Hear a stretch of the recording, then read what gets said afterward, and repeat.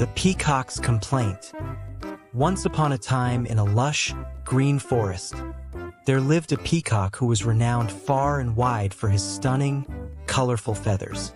His plumage shimmered in the sunlight, displaying a brilliant array of blues, greens, and purples that dazzled all who saw them. However, despite his breathtaking beauty, the peacock was deeply unhappy. He had a grating, unpleasant voice, and this one flaw consumed him with discontent.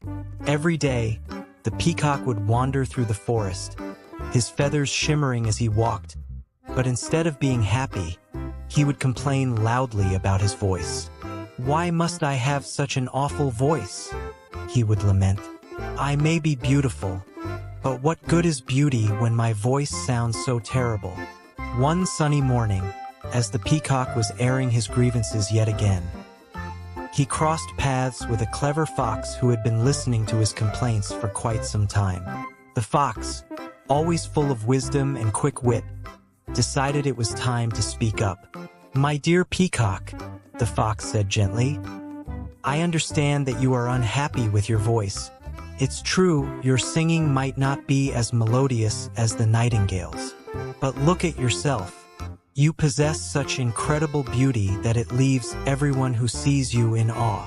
The peacock sighed heavily, still unconvinced. "But what good is all this beauty?" he moaned. "When every time I open my mouth to speak or sing, it sounds so unpleasant. I would trade my feathers in an instant for a beautiful voice." The fox, seeing that the peacock needed further persuasion, continued, "Each creature in the forest has its unique gift. Look at the nightingale. He has a voice that can bring tears to your eyes with its sweetness, but he does not possess your magnificent feathers.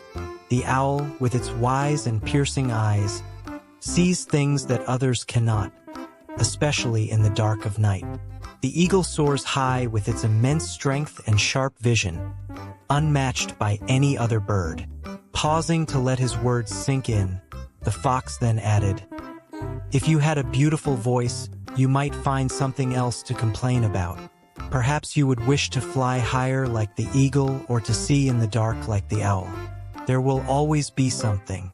Instead of envying the gifts of others, why not embrace and make the most of your own unique beauty?"